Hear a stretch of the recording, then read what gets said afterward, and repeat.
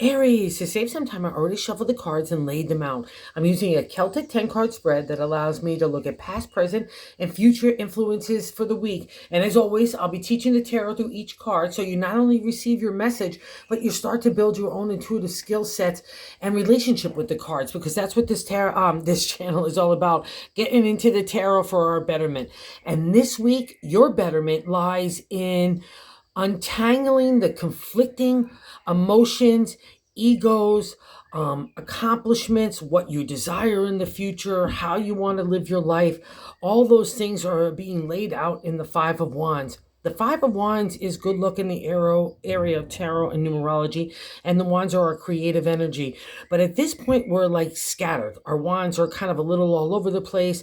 There's, like I said, conflicting things that are going on with ourselves, and sometimes even with other people. We're trying to figure out what we want to do. I'm like going full steam ahead, and then I'm putting on the emergency brake, and I'm moving in this way. And no, my inner mind tells me to go this way and tells me to stop.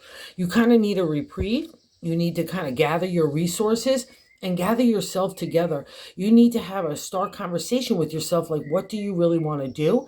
And get your ego pride out of the way, because the reason why I say that crossing card is a second placement card, and what's not allowing this kind of energy to move on for you to kind of sort those wands out and get them all straightened in yourself, right? It's our own inner personalities that want to do different things and want to accomplish different things and take different directions, and we just need to take that pause to kind of get them all in a row. But for you, that Six of Wands is a celebratory state for a real accomplishment, something that reaches a real kind of critical mass, a foundation that not only for yourself, but for other people. And because it's a crossing card, I think you're just laying on too much on yourself. Maybe you're even being competitive in your own mindset about other people's accomplishments in light of yours. And that's just never going to work anyway in the general theme of thing, because you have your own life journey and other people have their own and they're on theirs. So you can't compare yourself in any way. And that's just kind of leave you kind of scattered in the five, right? You're not going to be able to get the good luck.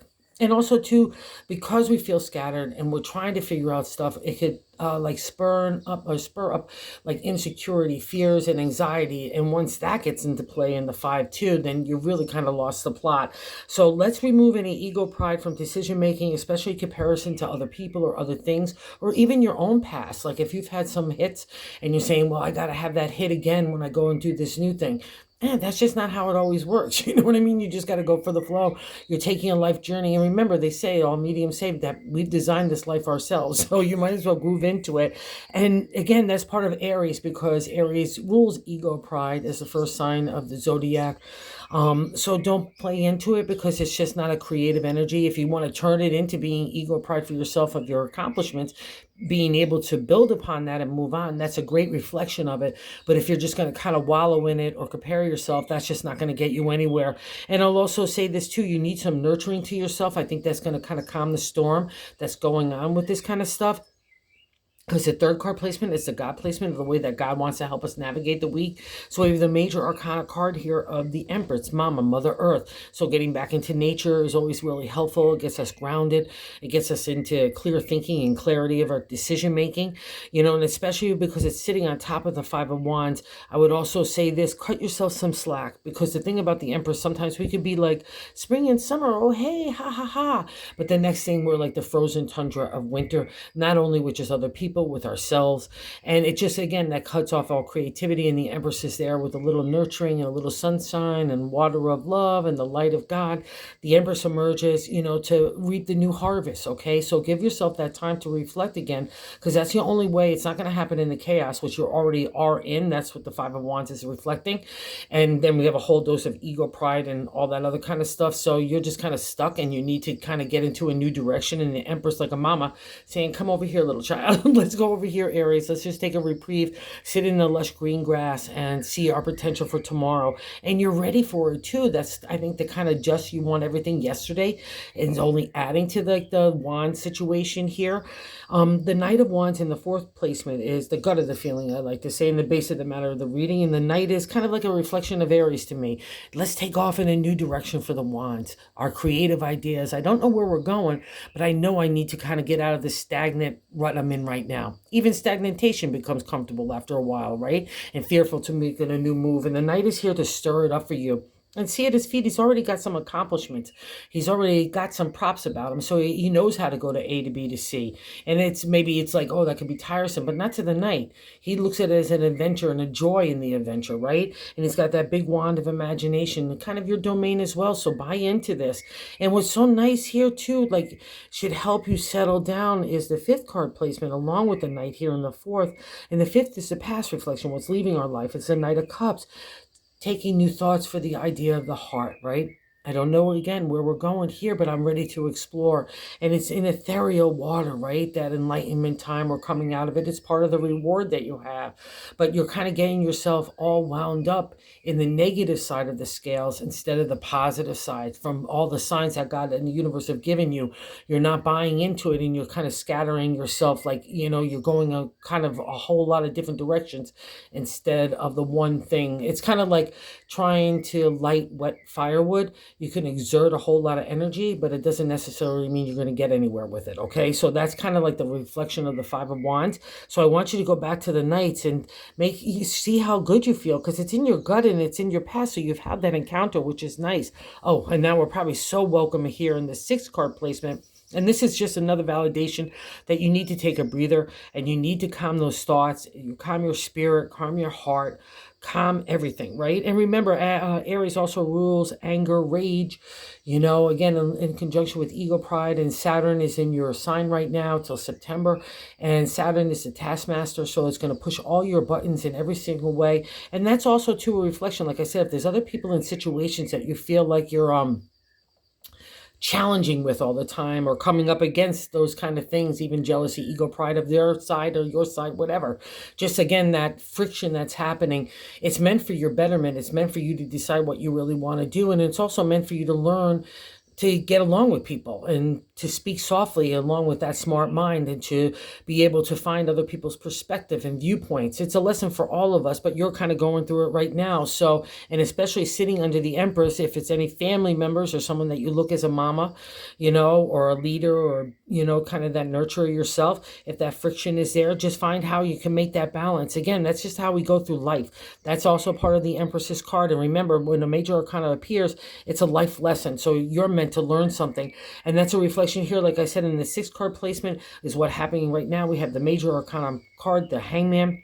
To me, it's like God in the universe saying, Aries, please step aside. I don't need your overthinking. I don't need your overwhelmness. I don't need your anxiety or fear and all that other kind of stuff that boils up in these kind of scenarios when we're kind of chaotic in the mindset of not knowing what to do or what direction.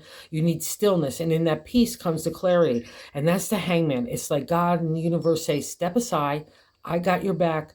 I've got this. All you need to do is regroup and get your self-esteem, self-love, and self-confidence back, and the rest will flow, okay? It's a karma card to me, because you've been trying your very best to kind of navigate all this stuff, and there's a reward for that. So let God lead the kind of like roll out the red carpet for you, but you're not even dressed and ready to go meet anybody. So like take a chill, let God there. Just this week, just you do you, and figure out what's going on in that internal narrative that you want to kind of get in a direction, right? Discipline and focus needs to be applied here with all those kind of conflicting things going on. And you've got the wherewithal to do it. That's the 7 card placement, is what we're feeling about ourselves. So I got all this chaos, kind of upheaval in the wands, and that significator, and how to temper it all down and get it all in order, is a reflection you already have in yourself. The Strength card, another major arcana. So again, another life lesson.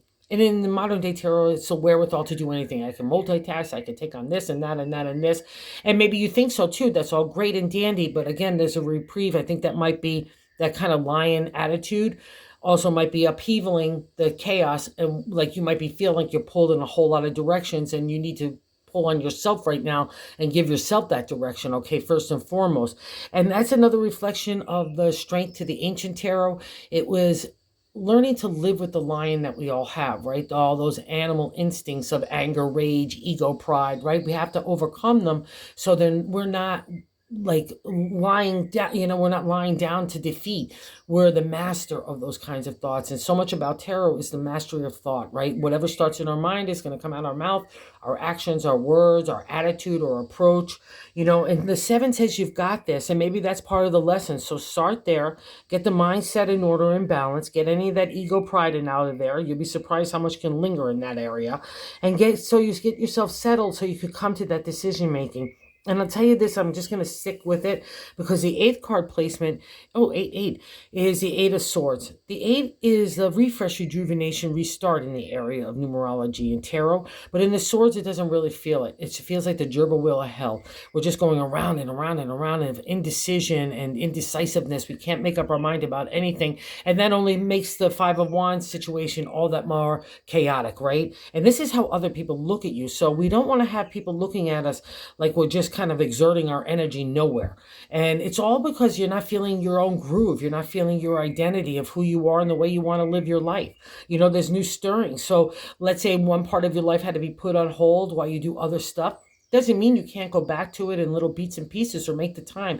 That's what this is all about. Prioritize and discipline what you need and want to do next. Okay, that's where the clue is. It's just like a bullet point list. It's like you're trying to put together your own little agenda here, and that's what this moment needs. But it has to come in stillness, and God needs you out of the way just to focus on what that really is for yourself. And you could trust yourself in this area. And the ninth card placement is the hopes and fears, the Emperor, the major arcana card as well, another life lesson here. And it's all kind of the same gig, that you've got the mindset to keep it in order. You've got the discipline to keep your mind and your tongue and your actions in check, and only for the positive, because the Emperor in the exalted state is a teacher, he's a mentor, he's a leader, he's great for business and those kinds of endeavors, right? And anything to do with career or work. But in the non-exalted state, he can be a bully and aggressive, and it's my way or the highway kind of attitude. And nobody likes that, right? So don't be afraid of your own Emperor, because that's what these cards are asking of you, is to live with the lion. We all have it, but how do you live with it? How do you master that? And it all starts in our thoughts, and that's a reflection of the Emperor. And if you're also encountering people that you might be feeling like they're bullying you or whatever, just come again to that balance, because that's part of the reflection of the Five of Wands. There's a compromise there, in an adjustment that everyone can win in the end of the day. Okay, so, and that's kind of the lesson of the Emperor, because all different sorts of situations come up in the material world, and we all need to have to navigate. We might not be able to control the situations, but we can definitely control how we respond to it. And I need you to just relax and take an easy McGeezy kind of time, because the refresh is coming. And the 10th card outcome is the Eight of Pentacles. Again, restart, rejuvenation. In the Eight of Pentacles, it's much nicer than the Eight of Swords, because again, we're just going around and around and around, and it's based on us. We're the ones that are kind of spinning our own wheels. And in the Eight of Pentacles, it's like the rush of energy to want to create something new, want to start something new. I need that refresh, and it's important through an Aries when you guys get bored or you feel stagnant, like I feel like that's going on a little bit right now. You need movement. That's your domain, right? And the eight is here to give it to you. And what's nice about the eight, because it's like we're really almost finished through the minor arcana. So one thing is starting to wrap up in that material world, right? So another new thing is starting. That's the refresh. We loop around and we start again, right? Like the number eight, and we've got the coins at our feet. So you have the possibilities are endless for you to kind of create anything, because you've already created stuff. So again, with that Six of Wands, instead of looking at it from an ego point of view, in the bad way, like, oh, I'm not as far as I wanted to be, or I'm not this or that, and Joe over there is doing this, and Mary over there is doing that. It's your own path, and that's what the eight says. It's going to give you that refresh, rejuvenation to do you, but I got to untangle everything here and pat yourself on the back for how far you've come, because you don't get to the eight unless you're taking up the journey, and you want that new spin on the wheel, so it's coming. So just keep, again, I can't get it to you and just throw it on you if you're just flailing your arms and your mindset everywhere, okay? It's not going to happen. And I think part of the problem here is in this bonus card, the Queen of Swords. She's great for law, trust and contracts, cutting away the BS, dealing with issues that might take a reflection where we don't want emotion, like emotion doesn't belong in business. As far as I'm concerned, we could keep that emotional distance. We could have feeling, but we don't have to get wrapped up in drama or anything like that. And especially with the Five of Wands, that's a lot of time it's just emotional drama to make us feel like we're doing something when we're not doing anything. All right. And the Queen of Swords too, she's pouring away that emotion in my deck. It's a reminder of not have no feeling, to be vulnerable, to allow emotion to flow through you. She is the ideal of perfection, and not only including for yourself, but for everyone else. And that just can make you raspberry tasty, stinky McGinky. Nobody wants to be around that, including yourself. That's a reflection of the Queen of Swords, because she's talking to you. She's your own inner narrative, and you need to kind of kick her to the curb. If she applies for business and stuff like that, she could help you sort out all this mess, right? She could keep that emotional distance. She won't get you distracted when you go to plant your wands for your tomorrow, right? And getting them all set up. But if you're doing that to yourself and talking to yourself and aiming that sword at your mind and your heart, kick her to the curb, okay? So it's a really kind of easy week. Just get out of the way so God can get to work. But you need to get to work on what it is that you want to do and how you want to do it. Even if you're juggling a couple of wands at a time, as long as they're all in order and it's a disciplined approach. And that's kind of your domain, so just trust it as well, okay? So have a good week. It's a good one, and that's about it. Just do you. And if you're so inclined, if you like this content, if you would consider liking or subscribing. Everyone's been so fabulous. We've been growing the channel, and it's just been so cool to just engage with other tarot lovers too. So thanks so much.